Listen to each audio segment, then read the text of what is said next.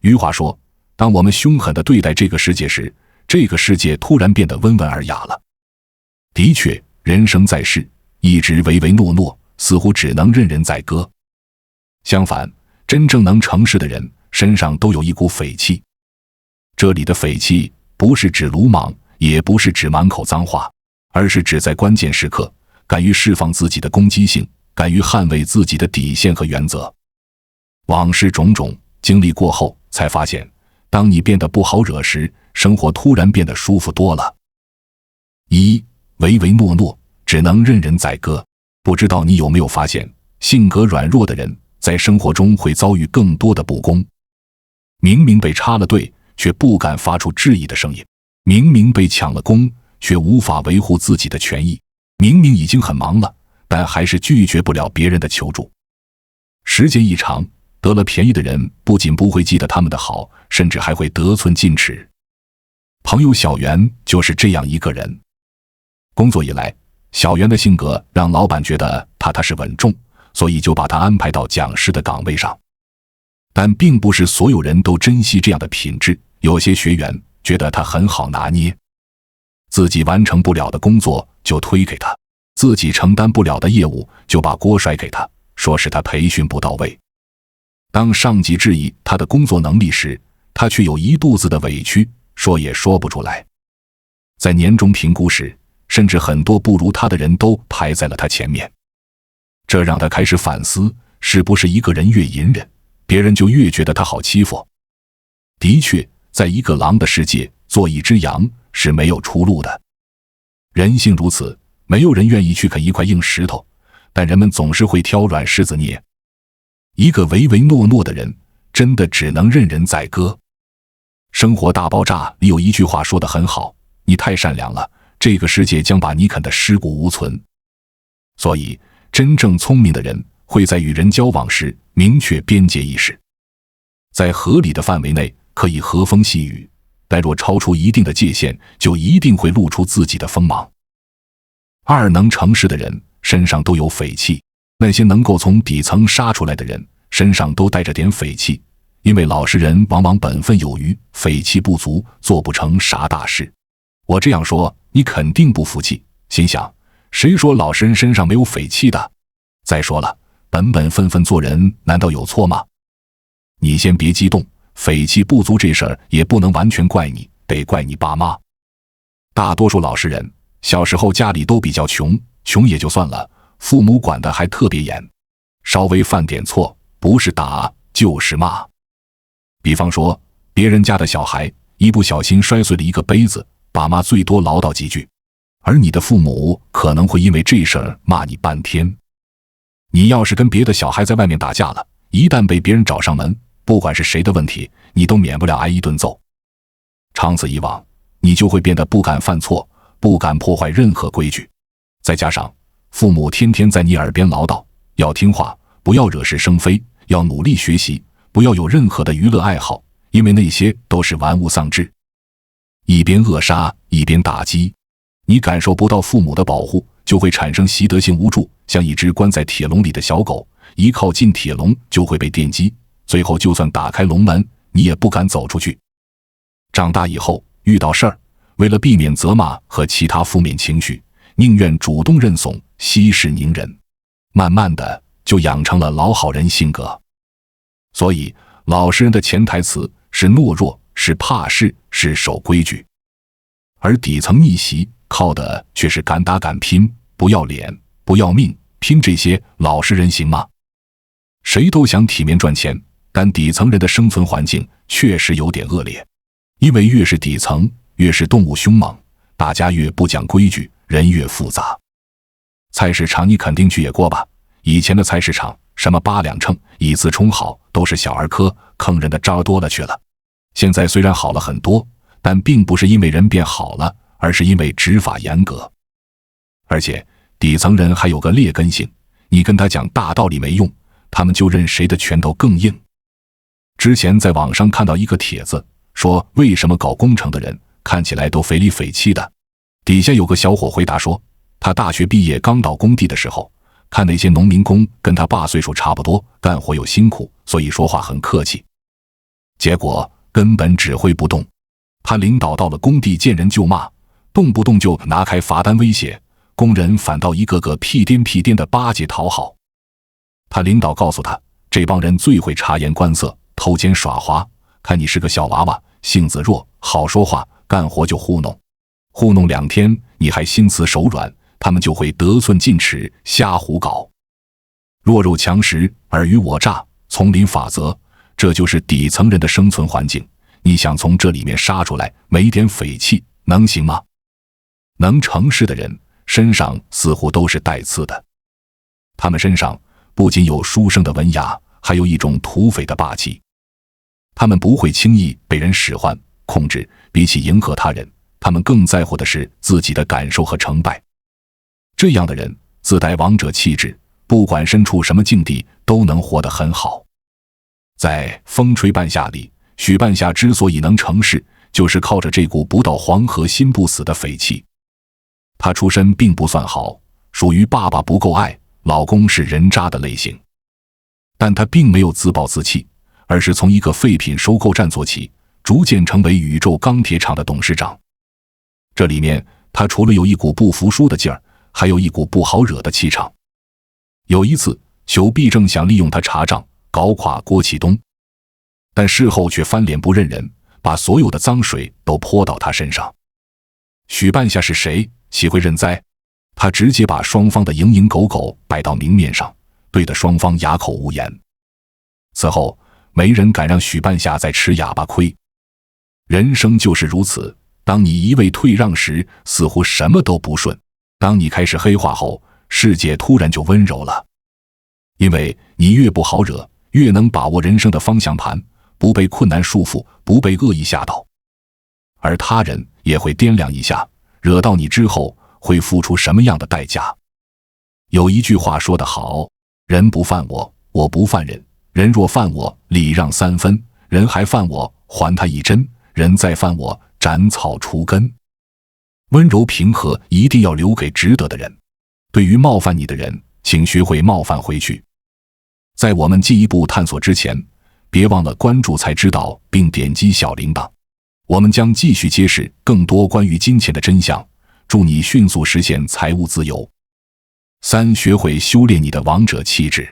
所谓匪气，大概就是一种王者气质，一种时刻蓬勃的生命力。当世界温柔友善时，他们的生命力是红色的，热情且积极；当世界变得恐怖时，他们的生命力则会变成黑色，极具杀伤力。那么，如何才能拥有匪气？只要你做到下面这7点，你一定也会是一个硬手腕的狠角色。1、不要轻易被人使唤控制。从小，我们就被要求温柔和善，要求尽量对他人施以援手，琐事缠身绝不推诿。但长大后，我们发现这样特别容易被他人 PUA， 成为他人的附庸。真正厉害的人总是拥有清晰的界限感，他们会活成自己人生的主角，树立自己的主动权，绝不会任人摆布。2、多关注自我感受，少迎合他人。你也是讨好型人格吗？在做一件事时，会特别在意他人的眼光；在做一个决定前，会先考虑他人的想法。但时间一长，竟发现在不知不觉中弄丢了自己。或许我们都应该少迎合他人，多关注自己。毕竟世界是自己的，与他人毫无关系。3、大胆释放攻击性，敢于发脾气。你是否也是脾气超好的人？不管什么时候都是笑嘻嘻的，不管心里再怎么憋屈，也不会展现自己的怒意。但其实敢于发脾气，别人才能知道你的底线；大胆释放你的攻击性，别人才能知道你的原则。在必要的时候，一定要让自己的獠牙露出来。4、敢想敢做，为自己的行为负责。真正厉害的人，一定是敢想敢做，且敢为自己的行为负责的人。他们做事时极具目标感，不会因为别人的阻挠就轻易退缩；他们为人时极具正义感，不会因为害怕担责任就躲在幕后。5、有仇必报。老实人最怕跟人发生冲突，因为一旦出了事，除了缩脖子认怂、自缢自怜，什么也不会干。但如果你想从底层逆袭，就得有点匪气，巧妙的正面硬刚。硬刚以后，你会惊奇地发现，这个世界上的大多数人其实都是纸老虎，谁能豁得出去，谁就能赢到最后。说一个我身边朋友的亲身经历。2015年的时候，大圣朋友还在干地产，当时他们公司代理了一个新楼盘。他们去之前已经有一家销售公司了，这家公司行话叫行销公司，熟悉地产的都知道，这种公司招的人其实就是一帮没文化的混子。两家公司 PK， 本来事儿就多，再加上当时行情很差，房子不好卖，所以这家公司就搞了很多小动作。我朋友这个公司是个上市公司，人都比较文气，又因为是新项目，也都不愿意惹事，就尽量忍着。结果没想到他们这边俩销售被对方一群人给打了，说是他们劫客户，打了人也不道歉，甲方还在中间和稀泥，打算罚点款，就这么着了。结果他们老大不答应，直接叫了一帮社会大哥把售楼部给堵了。那个场面你可以脑补一下香港电影里社会大哥火拼的场景。谁知道这么一搞，对方立马就怂了，一帮小混混也就敢欺负老实人，那见过真正的社会大哥，于是就主动找他们老大和解。他们老大这个人呢，平时就有点社会人的意思，到了这种场合，那比社会大哥还匪气，开口不说别的，就让对方拿钱，不光医药费跟误工费他们得出，还得出交这帮社会大哥的钱。这还不算完，当着甲方的面让对方老板写保证书，内容呢就是大家把界限划清楚，以后井水不犯河水。从这之后再也没出过啥事，连甲方对他们都是客客气气的。我这个朋友当时心想，真是人善被人欺，对付这边小崽子就得来硬的。只要你想往上爬，就必然会遭遇冲突，而且你爬得越高，遇到的冲突就越大。这个时候一定要记住，没事不惹事，有事不怕事。人不犯我，我不犯人，人若犯我，我必有仇必报。身上一定要有一股子狠劲儿。6. 杀人立威。硬的怕横的，横的怕不要命的。古代将军出征前，主将最喜欢的干事情就是杀人立威，杀的人越牛逼，威慑越好。现在是法治社会，杀人犯法，当然是不能杀人了。而且匪气也不是凶神恶煞，张牙舞爪。唐山打人的那几个玩意儿不叫匪气，那纯粹是流氓，是垃圾。有点牌面的社会大哥都鄙视他们。顶级匪气是不怒自威，不轻易出手，可一旦出手，就让你没有还手之力，让人从内心生起敬畏之心。比方说任正非，大家对他的印象是一身正气，看起来和蔼可亲。但如果真遇到触碰核心利益的事情，任正非下手可狠着呢。2005年，华为抽调精兵强将，专门搞了一次打港办行动，其实就是要干死一家叫港湾网络的公司。为了彻底搞死这家公司，任正非还卖了一个分公司套现，拿钱硬砸，只要是港湾网络的客户，华为赔钱也要把客户抢过来，还在背地里高薪挖对方的人，最后从他们财务那儿找到了财务造假的黑料。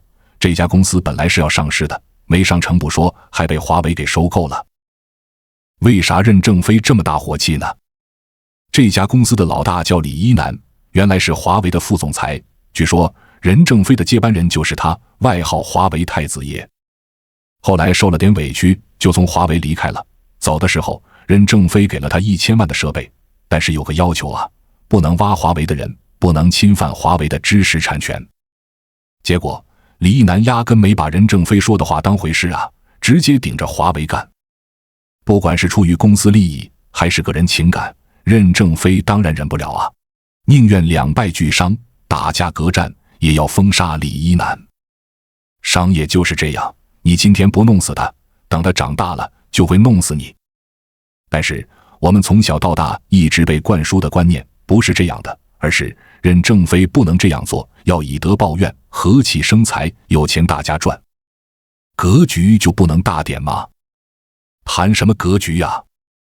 还是那句话，商业机会本来就那么多，你不去抢，不去拼，本来是你的机会，没准也会被别人抢走。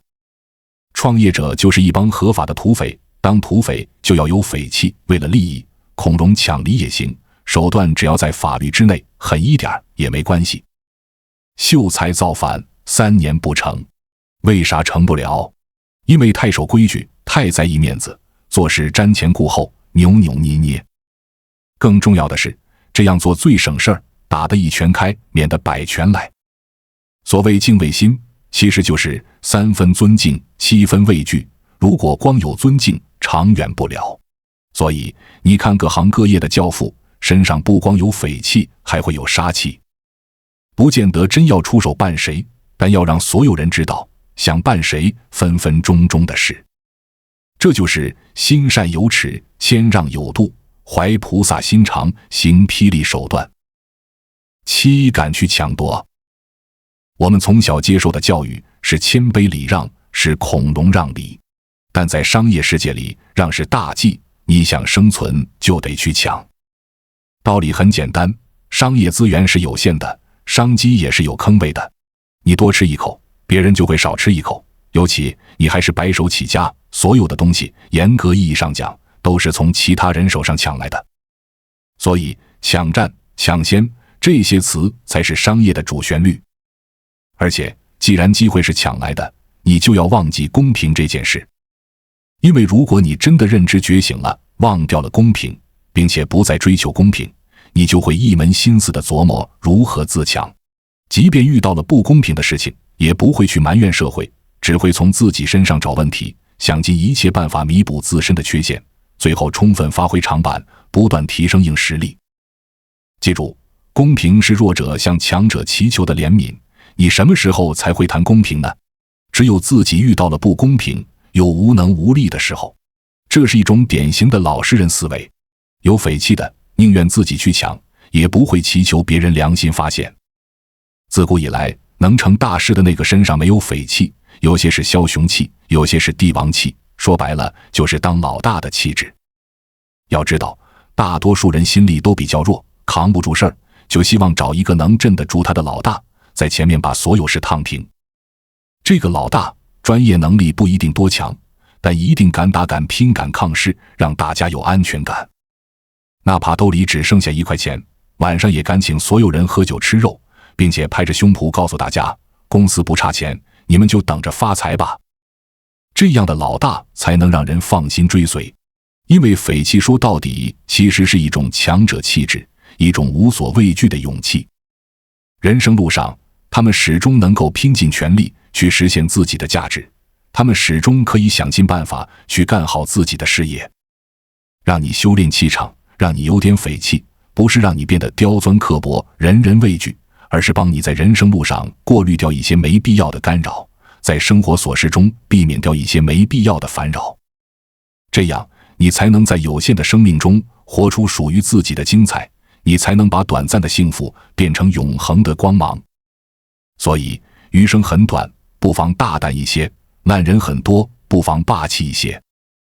愿你做一颗钻石，既能闪闪发光，又能有棱有角。关注我，我是才知道，带你解锁更多金钱的真相。